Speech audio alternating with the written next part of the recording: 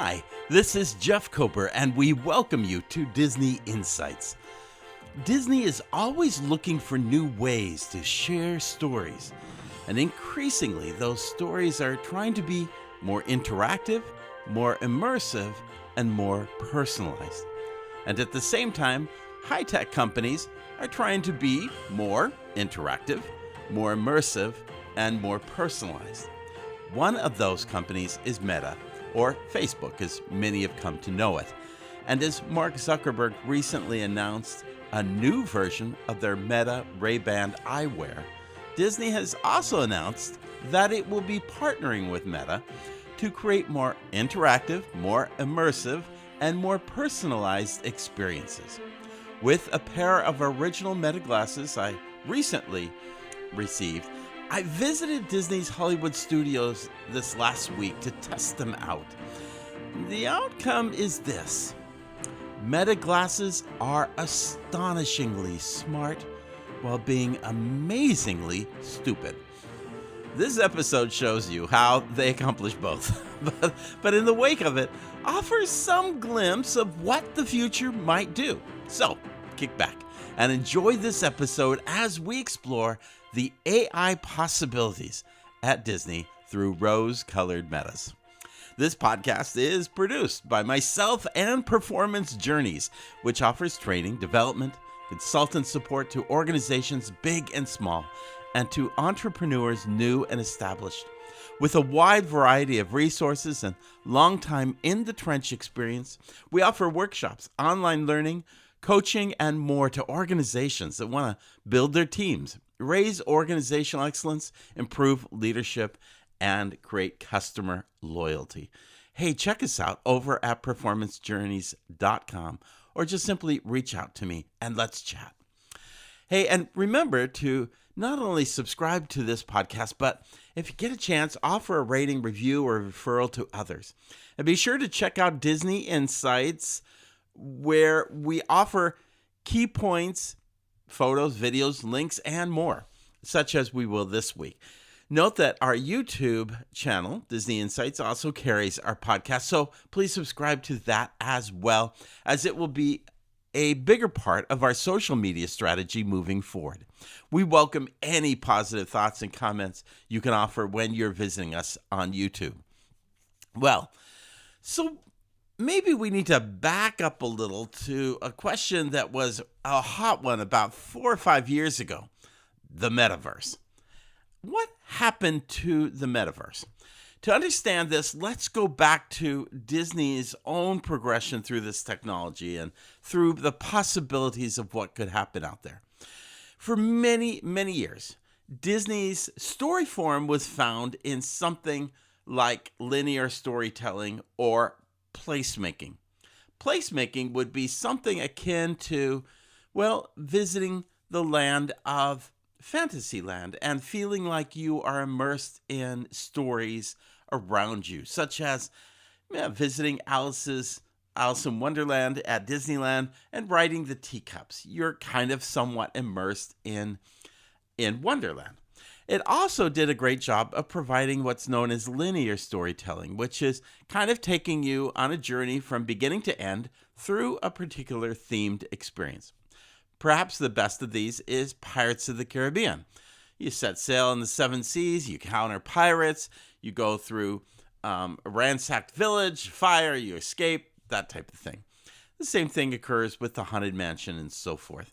Linear storytelling has been part of Disney's, experience for decades. Then over the years, they've tried a little bit more, and a little bit more to create something called interactive storytelling. It's an opportunity to converse with those who are a part of the story. So one of the fun examples that came out was Mr. Potato Head at Midway Mania. Comedian Don Rickles recorded thousands of words to create a conversation between Mr. Potato Head and guests. Unfortunately, in that situation, they chose not to, over time, really focus on the interaction, but just simply have a playthrough, which required labor. However, others experiences such as, when you go to Monsters Incorporated Laugh Floor, or visit Crush, then you have opportunities to have a true interaction. And that is at the heart of their interactive storytelling. And it's been very popular and very well done by Disney. Then they've sought to do much more in terms of immersive storytelling, bringing guests into an entirely immersive themed world. Avengers Campus, a world where the Marvel heroes come alive, that's a great example of immersive storytelling. Going and visiting Star Wars Galaxy's Edge and kind of experiencing that for yourself is another example of immersive storytelling. Arendelle over in Hong Kong Disneyland, or Toy Story Land here at Disney's Hollywood Studios. All those are examples of immersive storytelling where you're kind of brought into the total experience of one story, not just a land with many stories, but one entire story. And then they've become much more involved in the story form of personalized storytelling. This is where you might be able to create your own story and your own journey. And the big example of that was Star Wars Galactic Star Cruiser. You got to choose your journey as you cruise through the Star Wars universe. You could choose to be on the side of good or the side of bad, or, choose to have these kinds of interactions and stories and experiences that kind of took you through that. Of course, the Star Cruiser failed as a business model, but it did succeed in terms of creating that level of intense, personalized storytelling where you were truly taken away for a couple of days. Disney seeks to build a more personalized experience while being immersive, interactive, and thematically detailed. In the last few years, it was thought that this could happen through the metaverse. They announced working with Apple to create through Vision Pro such an experience. What they promised is possible. What they delivered has come short, largely because sales for Apple's Vision Pro has frankly come out very short. People don't want to walk around a Disney, nor could you really do that, walk around a Disney theme park with a Vision Pro wrapped around your head. Vision Pro challenges an expensive piece of hardware, and it created an amazing interactive world, but it's not a practical one that could be implemented in a theme park experience. That said, there are possibilities with the metaverse, and especially with augmented reality in the theme parks.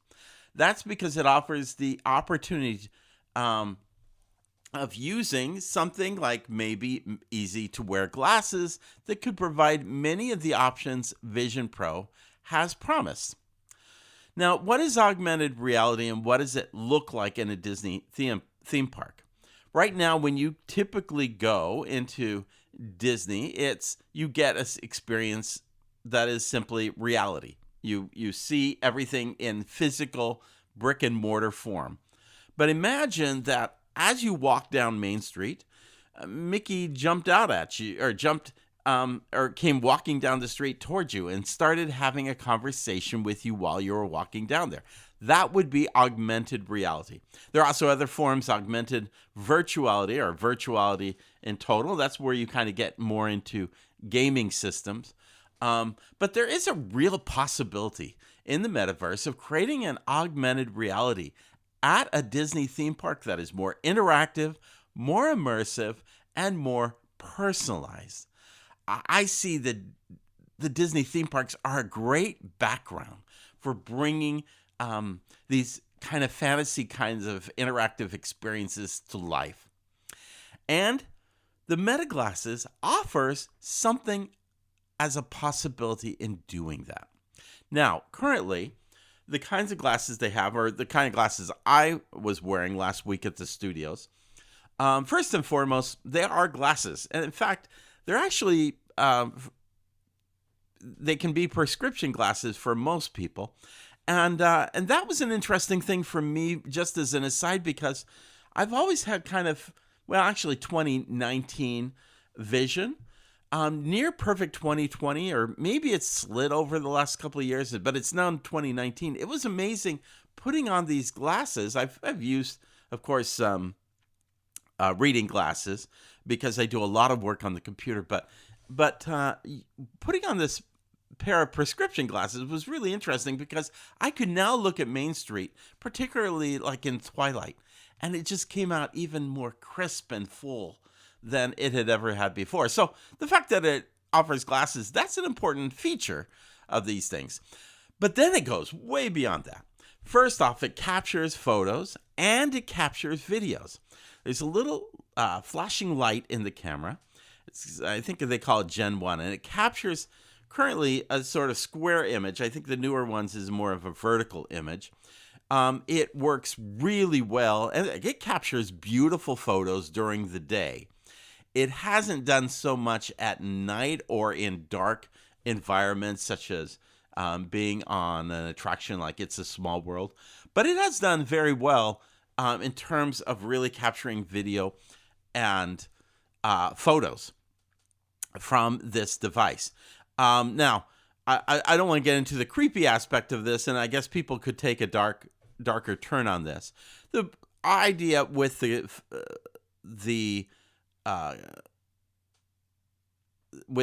glasses is that when you go to take, you have to actually click a little image on the side of your glasses or a little button on the side of your glasses, and there's actually a flashing light that comes on or that continues to flash while you're doing video. And technically, you should be asking individuals for permission to take an image when you're doing some, when you are one-on-one with somebody in a sort of intimate setting. But the idea is pretty fascinating, and it makes it fairly hands-free. And in fact, that's a big part of the Meta glasses, is that you're able to have a conversation with Meta, doing a lot of things, such as, well, first of all, making calls or taking on text messages. It actually does really well in terms of my wife and I. She has a pair of glasses, and she's been really the advocate for these because she could teach in school and kind of host a conversation on the phone when she needed to deal, say, with the front desk or something, and not necessarily be on the phone. At any rate, the long and short of that was that when we talk to each other, the external sound that you might hear when you're driving in a car or someplace like that is actually quite diminished when you're wearing your glasses. So it really makes a better phone call to somebody as you talk to them. You can listen to music or other streaming sources. I listen to podcasts. I listen to Disney Insights. I listen to other music and so forth. In fact, one of the things I just love to do, it's a simple thing. In the parking lot, I immediately say, hey, Meta, play this Disney particular set of music. And it makes the pain of going through the parking lot at any Disney theme park much more enjoyable. So I do that oftentimes. You could control with voice or with touch sensitive areas on the glasses, and there's some limited abilities in providing you reminders, but not really checklists, and that's probably a downside of that. AI wise, you have AI information available via voice metas. You just simply say, hey, Meta, tell me what is the temperature, or something of that nature. You get real-time information. The quality of this is similar to what you might get with Siri, although I might question who's more intelligent. You'll see that as we get a little further along here. You can actually look at something with your glasses and should be able to identify it, say, hey, Meta, what is it that I'm looking at? And it should be able to identify that object. We'll give some examples like that. And then a very cool thing, in French, English, Spanish, and I think maybe German, it's able to provide translation. That's very cool, and I've actually used that with individuals that I've come to know that speak other languages, and it works really well in that regard. Now, the newest version that just came out with the announcement that Disney did, is even more than the glasses I wear. There's an augmented reality display, which is basically a private display integrated into the lens. Others outside of you can't see it. It only shows it shows up to you, and it shows an image only in one eye, not both eyes, but it even allows you to apparently make video calls. There is something called a neural band, which you also use with this device, and it allows you to kind of move your fingers and then go through the display on your glasses like you were going through a menu, going across or down, or clicking on something. It's a little interesting because if you know a little bit about how stormtroopers speak to you, or Kylo Ren speaks to you, or some of these characters, they do it with a hand in glove, but this one is actually done with a neural band. So it's kind of cool. The new glasses, the new software is supposed to offer you walking directions, not driving directions, but walking directions. It doesn't give you, you can't say, hey, take me from here to Detroit, but it does take you a number of blocks, and it is able to kind of geospace you or place you. And then as your glasses turn, the map rotates with you. So it's kind of cool in that regard. You can see the viewfinder of what you are shooting, which is a problem with the photos. The photos before, with the glasses I have, you take the picture, but not necessarily everything within the frame of your glasses is taken. This allows you to kind of line up the image of what you're doing. The glasses are much bulkier than the earlier version of glasses. And the apps are right now currently kind of limited and with Meta. Moreover, these glasses are retailing around $800, and that cost is prior to having any, special prescriptive lens added to them as well. So that's it's a kind of a hefty price, but it's a whole lot easier to walk around with these than it is, of course, with a Vision Pro from Apple. So when this was all announced, the newest version of these Meta glasses, Disney announced its intent to partner with Meta. This included a video showing a cast member testing the glasses by taking a walk through the park. We can hear Meta's response to her questions as she goes. She has videotaped of this. You don't see it from her eyes. You see a video of her watching or interacting with her Meta glasses. One of the things I learned, which I was hoping to do a video of, was to take video and talk to Meta at the same time. Apparently, that doesn't quite happen, at least in the version of glasses that I have. The first thing she does is she walks through Frontierland and says, and looks at the rivers of America and says, "What's that? Can I ride it?" And the Meta's response is, "It's the Mark Twain Riverboat, a classic Disneyland paddle boat. It's nearby, and you can board for a relaxing 14-minute ride." Okay, very cool. It's using that ability to actually identify objects in front of you and translate that. And it gives you a little bit of insight as to what it is. It just doesn't name it, but kind of talks about what you can do with it. Then she says, "Where can I get a gluten-free snack?" The answer becomes, and she's walking, by the way, they've kind of backtracked her in this video, and she's walking from the entrance of Frontierland down Frontierland toward the rivers of America.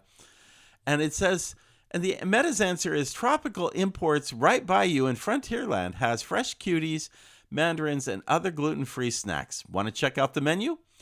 Now, love the fact that it's able to give you context of what the menu does.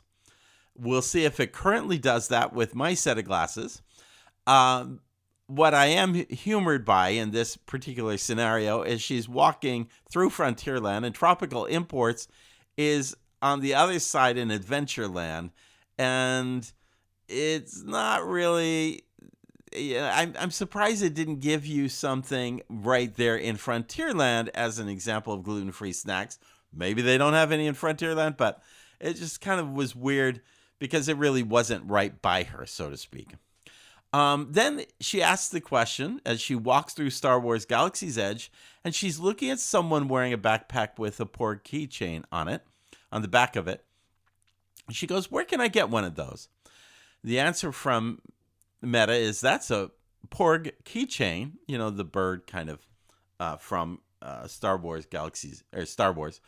This is a port keychain, and you can get one nearby at the Creature stall here in Galaxy's Edge. Okay, that's kind of cool. Then she steps up in Tomorrowland and heads toward the lagoon and says, "What's this ride? And is it appropriate for my 4-year-old?" Meta's answer is, "This is Finding Nemo Submarine Voyage. It is family friendly and perfect for young kids, including your 4-year-old." Now, that kind of opens up a whole question of whether Meta could really actually come to know the individual tastes of their children, or would Meta actually say, it's perfect for most 4-year-olds, except your child who seems to really not like tight spaces. It'd be interesting to see where Meta takes that, but right now it just simply says, hey, it's a fun ride for 4-year-olds. Then she asks, hey, then as she's walking along in New Orleans, no less, she's walking along and all of a sudden Meta says, hey, Pirates of the Caribbean has a short wait time. And then she responds, that sounds great. How do I get there? Once you get to New Orleans Square, by the way, she's already in New Orleans Square in the video, Pirates of the Caribbean will be just ahead on your right. Technically, as she was walking, it would be ahead on her right, but she was already in New Orleans Square. I don't know if this is bad information from Meta or if Disney just had created a video that they didn't. I don't know. I think this is an issue along with the tropical imports location. I think this is more of an issue of Disney not knowing what it's doing or something. I don't know. At any rate, then finally Meta says while she's walking through Bayou Country, "Hey, Winnie the Pooh is nearby. Would you like to meet him?" And she responds, "Can you tell me how to get there?" Mind you, she's actually right now at that moment walking away from where Winnie the Pooh visits the guest. But the idea is that in both this and Pirates of the Caribbean, that perhaps somehow Meta is going to know what your interests are and what you'd like to do. I'd like to meet characters. I want to go visit these attractions. And somehow they're going to inform you of when it's a good time to do that. Now, theoretically, your Disney app was supposed to do that when the new Disney app came out. It was supposed to help you use AI to kind of plan your day. It really fell short. And so I'm curious as to whether or not Meta, partnered with Disney, is going to be able to pull this off well. All I know is the reality, and the reality is what my glasses can currently do. Mind you, they're the original version, not this new $800 version that just came out. My version was about half of that in price. But I decided I'd test out what Meta can currently do and what might it potentially do visiting Disney's Hollywood Studios. As I say in my books, the show begins in the parking lot. We'll talk about that book, by the way, in a minute. At any rate, so I'm walking from my car. I've gotten my music on, and because I like listening to music as I head to the park, and I say, "Hey, Meta, remember where I am parked." Meta confirms. Then I get on the tram, and I go through security. And by the way, I'm mentioning security because I noted, so you know, that my glasses on me and my glass case, I have a case that electronically recharges my glasses. They were in my pocket. There's no problem going through security. You're not beamed or sent off to the side to be checked. So that was good news going through security. And then I got into the park. I started doing some things to say, first of all, I said, "Hey, Meta, give me directions to the Tower of Terror." Again, the current set of glasses does not give you directions. It doesn't really tell you where to go. So it failed in that regard. I walked down Hollywood Boulevard and came to the cameraman statue that is on the left side before you go into the plaza where the Chinese Theater is. I looked at the sculpture and I said, "Hey, Meta, what is this?" It noted that it was the cameraman statue and that it was unveiled in 1995. Both really cool things. And then it credits Blaine Gibson for having sculpted the cameraman. Some of that is true. It did come about in 1995, and it is the cameraman. The sculpture was not done by Blaine Gibson, but actually was done by a father and son team of Aldo and Andrea Favili. So, yeah. Kind of a hit and miss there. I kind of wondered what it would recall of the things that I do. So I asked Meta in that area, hey, Meta, what does J. Jeff Kober of Disney Insights say regarding his review of Primetime Cafe? Nothing. I mean, it just didn't give me any response. So then I go, hey, Meta, what does J. Jeff Kober of Disney... By the way, I do have a really good review of Primetime Cafe. Not a positive one, but I have a really good review of Primetime Cafe. And it's not just a podcast. It's also written out on my post on DisneyInsights.com. So it's not like they didn't have any place to look. I'm not asking it to tell me about things I've never talked about. Then I asked the question, hey, Meta, what does J. Jeff Kober of Disney Insights say about the magic of Disney animation? You'll recall that last week's podcast, which was very popular, talks about the early years and the creation of Disney magic, the magic of Disney animation. We did that just last year, or just last week, and there's a podcast and all that. It returns and says, well, he doesn't directly reference it. He says J. Jeff Kober of Disney Insights doesn't really address the magic of Disney animation per se, but it does really reflect on animation in his book Disney's Hollywood Studios from Showbiz to Your Biz, and then gives a nice little summary of my book. Now, the only thing that's interesting about that is the book is one of the few that I have out of date. It's actually probably one of my favorite books, and maybe someday I'll redo it again. But the problem is Hollywood Studios has changed more than any other park, and it just became a dated book sooner than later. But I thought it was rather interesting. It was reflecting on a book that I had written some time ago. Anyway, so then I ask, and this is where it gets really interesting. Hey, Meta, what does J. Jeff Kober of Disney Insights say about the Tower of Terror? J. Jeff Kober of Disney Insights talks about how Tower of Terror in Tokyo Disney Sea is completely unlike any other Tower of Terror, and how its message is one of perseverance through tribulation. I had to laugh. I have talked about Tower of Terror in Tokyo Disney Sea, and I did learn a lesson that if you're going to ask about the Tower of Terror, make sure you talk about the Tower of Terror at Disney's Hollywood Studios.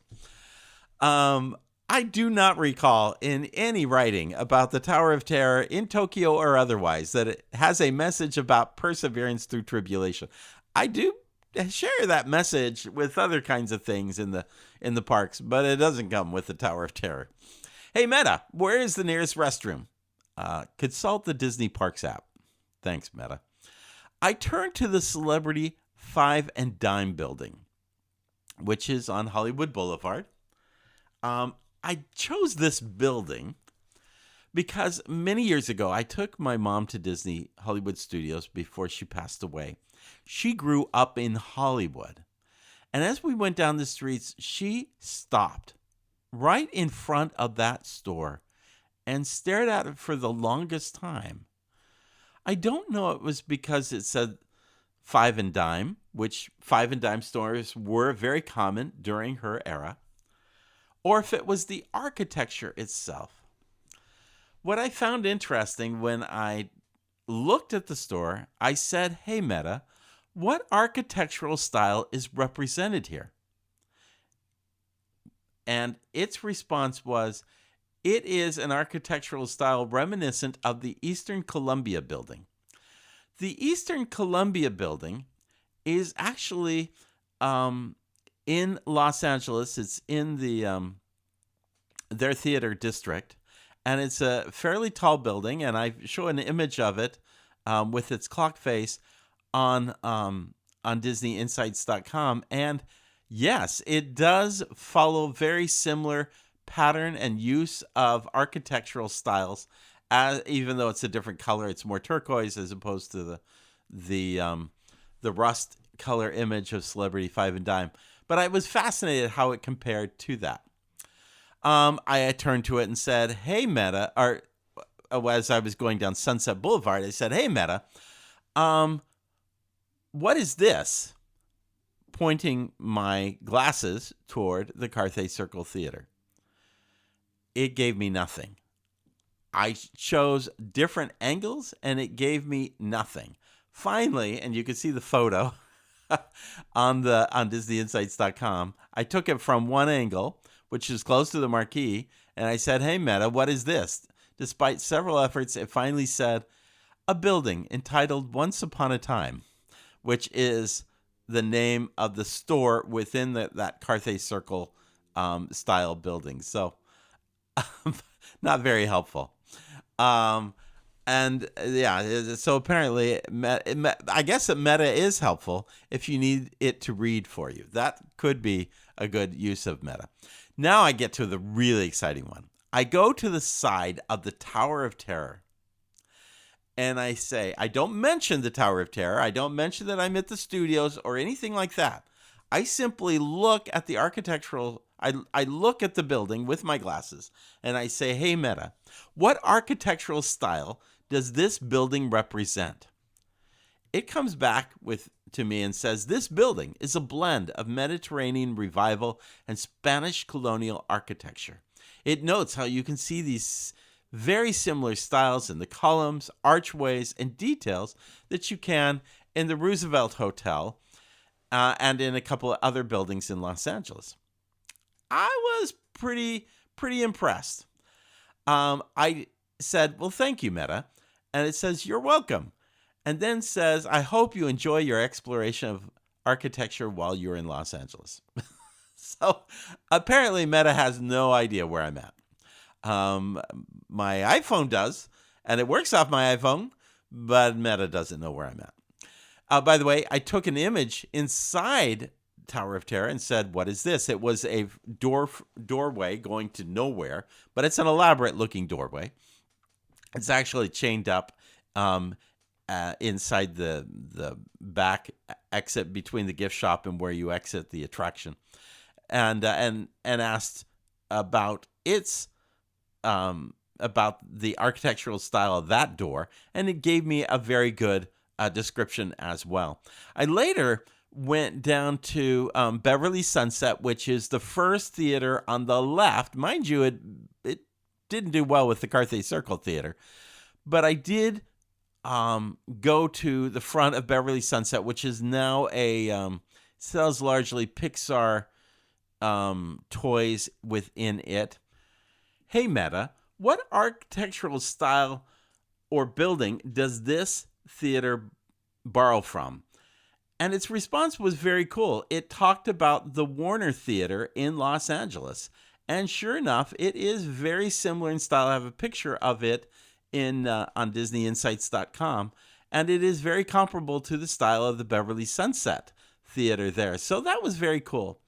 I went over to Rosie's All-American Cafe. And I asked, and I looked at the menu. And you can see a picture of the menu, which includes chili foot-long hot dogs and cheeseburgers and a chef salad and a hearts of palm roll and a variety of sides and beverages, alcoholic and non-alcoholic, and kids' meals. I mean, there's a good 30 items probably listed there at different on this menu.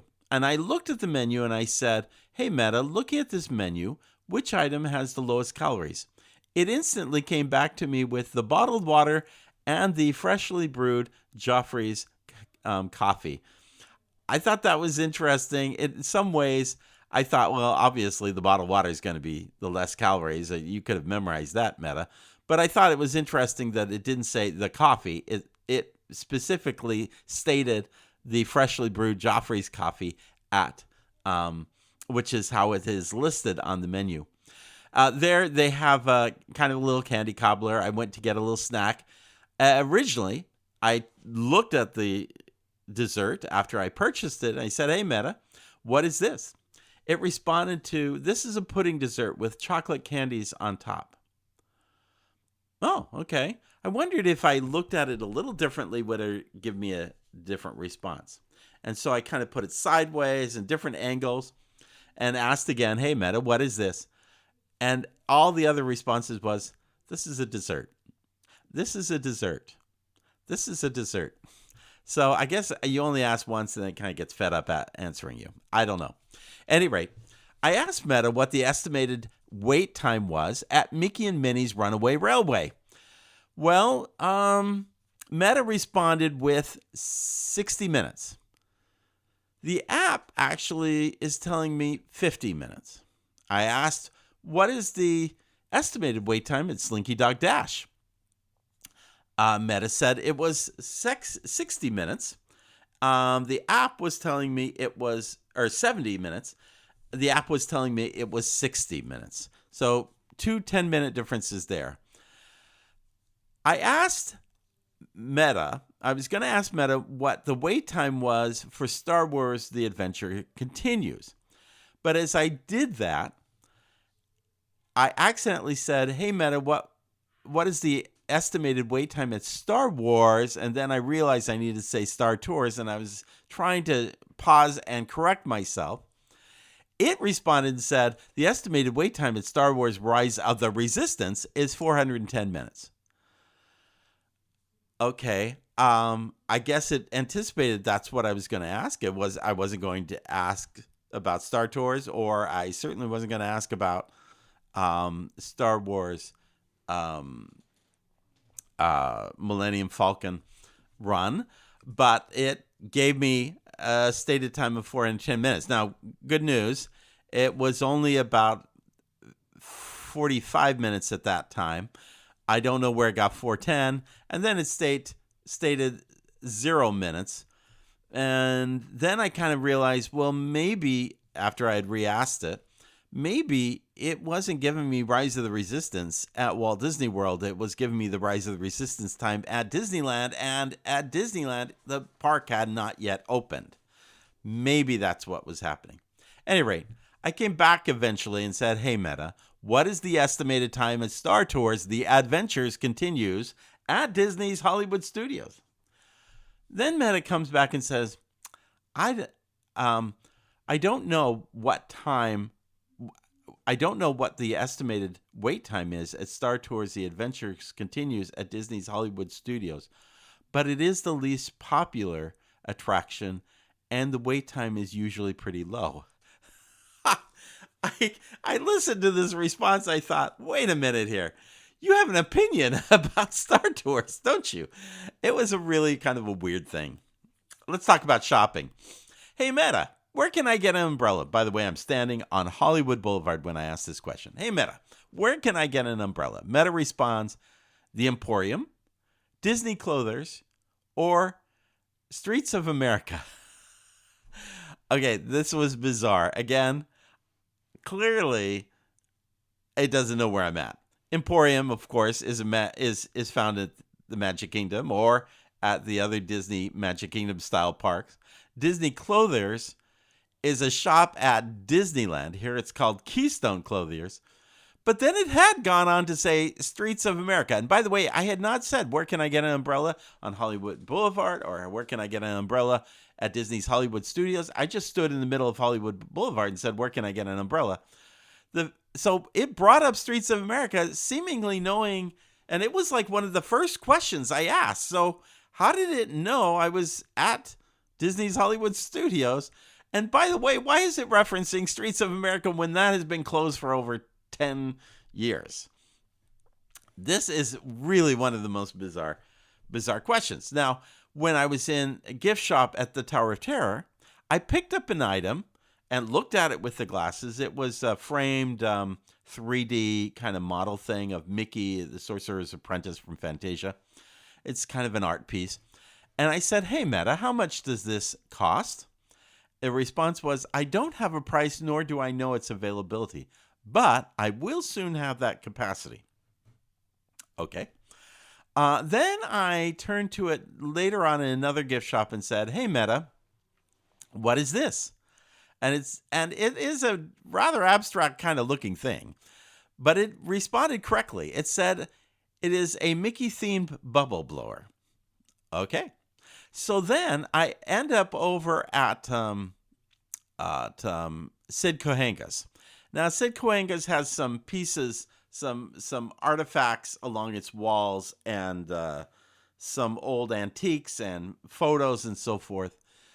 I looked at this Mickey Mouse Bagatelle game.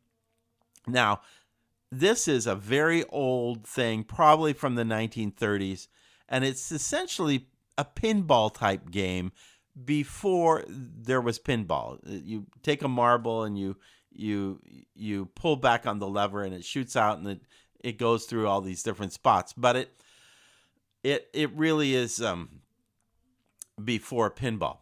Any rate, I go, so, hey, Meta, what is this? This is a Mickey backgammon game. Obviously, it's reading the words Mickey Mouse Bagatelle, but not knowing that word Bagatelle, it has chosen to call it backgammon. So, go figure. I then next, along my way, want to know what song is this. You have to have a certain app hooked up, which they make that possible once you find it. The app on the AI app on the iPhone is really hard to kind of figure out where things are at. It doesn't have a really good homepage.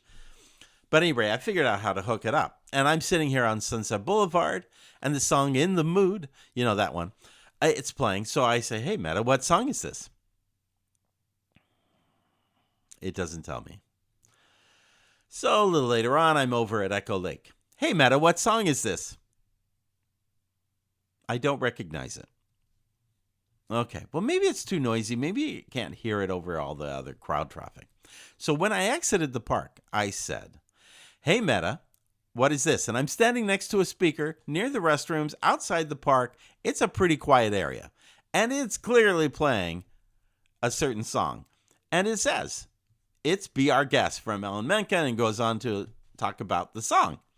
Okay, very cool. So then the next song plays. And mind you, it only listens for a gap of about 10 seconds before it tells you what it is or that it doesn't know what it is. This song was Never Had a Friend Like Me from Aladdin, and it couldn't guess it. I played it 3 times, including the ending where he goes, you've never had a friend, never had a friend, never had a friend. You have never had a friend. Like it couldn't figure out that it was never had a friend. It also does something similar with plants. I pointed my glasses toward one plant and it's, hey, Meta, what is this? And it said, it's a bird of paradise. And it was. I focused my glasses towards some flowers near the Beauty and the Beast Theater of the Stars. It said, hey, Meta, what is this? Those are Floribunda roses. Went into some description. Pointed toward a particular tree, unique tree, kind of a Floridian tree, outside the studios, near the plant or near where the speaker was that I was trying to get them to listen to. I said, hey, Meta, what is this? It called it something like a trichina. I don't know, because I looked it up and it's a screw pine called Pandanus utilis. It's a very cool tree, but I don't know that it really knew the tree. The other thing I'll say that was very interesting is while I was at Sid Cahuenga's, you know, there's this sign outside. Well, it's a set of signs, and it tells you directions to Boston, Tokyo, Milwaukee, Paris, Orlando, and Rome. And on those signs are the actual number of miles to each of those locations. So I didn't say where I was at, and I didn't say anything other than look at the sign. And I said, hey, Meta, which city is furthest away? And the way the sign was slanted in the direction I was looking at it, you had a choice of Boston, Tokyo, Paris, or Rome. it turned back around and said Tokyo at such and such miles. Well, on the sign, Tokyo is 5,626 miles away, but Rome is 7,034 miles away. I changed my view just slightly and asked it again. It gave me this exact same response. Tokyo is furthest away, and gave the number of miles. I then asked it again, gave me the same response. It then dawned on me that the mileage there, obviously, I wasn't paying attention to it. I was trying to pay attention to Meta, but the mileage was the distance from Hollywood to these locations, not from Orlando to these locations. So this was fascinating because Meta was reading the signs, knew that I was looking at a sign that gave me 4 choices: Boston, Tokyo, Paris, or Rome, was able to see the numbers on the sign, but instead gave me the longest distance from Orlando to one of these locations as opposed to from Hollywood to one of those locations, which is what the mileage on the sign answers. It's just fascinating sometimes what is going on. Last couple of questions. Hey, Meta, when is the magic of Disney animation reopening at Disney's Hollywood Studios? Its response was sometime in the summer of 2026. Hey, Meta. And by the way, I'm looking at the tall construction crane in the parking lot, which reminded me of this. Hey, Meta, when is Monstropolis opening at Disney's Hollywood Studios? Monstropolis is not a place at Disney's Hollywood Studios. It only exists in the Pixar film Monsters Incorporated. Okay, well, that's interesting. Now the last question. I'm again in the parking lot. Hey, Meta, where did I park? The response: in a parking lot that included several palm trees. Thank goodness I remembered that I happened to be in row 313, as I would have been a mess otherwise. Thanks, Meta. Really appreciate your help. Well, there are many possibilities, but Meta has really got to get its game together, especially when it comes to AI. And frankly, Disney has to do its part as well, because there are mistakes on its own app, and if it's going to borrow the intelligence off the app, we're maybe in a little bit of trouble. As my dad used to say, garbage in, garbage out. If Disney doesn't provide the right data, if Disney doesn't know its own product, and I gave a really big example of that last week with a guy who thought the new attraction at Disney's Animal Kingdom was not Encanto, but Incognito. If Disney can't provide the right apps on its mobile device or get it straight, which has been improving with all due respect, particularly the dining app, what makes you think it's going to move the needle to a more interactive, more immersive, and more personalized experience? The opportunity is here, but it will come only when you can offer a superior experience that makes it worth buying an $800 set of glasses. By the way, all of this has been talk about the guest experience. If I were to suggest something that would be even have more potential to it, is what would these glasses look like on cast members? How could they be able to better interact and better personalize the experience of guests wearing glasses and having access at any time to AI information or AI style information? That's a huge possibility that I think Disney really needs to explore. But again, garbage in, garbage out. If you don't have the right data, if you don't have it together, and if Meta can't figure out really software that really provides a superior experience for the investment made, it's really hard to justify any of this moving forward. Well, I don't know if the Meta glasses has made you want to take a trip to Disney's Hollywood Studios, but if you are looking to travel to Walt Disney World or Disneyland or a Disney Cruise Line anytime soon, reach out to David and Leah with Zenola Travel. They are going to help you and there's no charge to utilize their services. I used them just last week, and it was invaluable to, an experience I'm excited to share with you on our next podcast. So make sure you're subscribed, stay connected, and make sure you reach out to David and Leah Zanolla, Zanolla, for all of your travel needs. And by the way, again, this podcast and post is provided by myself and Performance Journeys. So if you're looking for a keynote speaker, hey, I am going to offer you Disney-inspired ideas and stories that actually work in the trench. Not just a couple of nice little stories, a little piece of trivia here and there, but proven insights and solutions. Reach out to me for your keynote speaker opportunity. Consulting, yeah. I've worked for decades across the public, private, and nonprofit arena. That's what I do when I'm not doing these podcasts, and I can support you. So just, hey, whether it's classroom, online, other resources, whether you're looking to improve customer service, leadership, employee engagement, reach out to me and let me know how I can help you. Finally, thank you for joining this podcast. Know that, as in the title of Performance Journeys, it's as much about the journey as it is about performance. Find the second star to the right and keep going until you reach it. Hey, Meta, where is the second star to the right? Never mind. Follow the compass of your heart. In fact, follow it more than maybe Meta. And know that with a smile and a song, a little faith, effort, and pixie dust, your dreams can come true. After all, if we can dream it, we can do it. Until next time, bright suns. We'll see you real soon.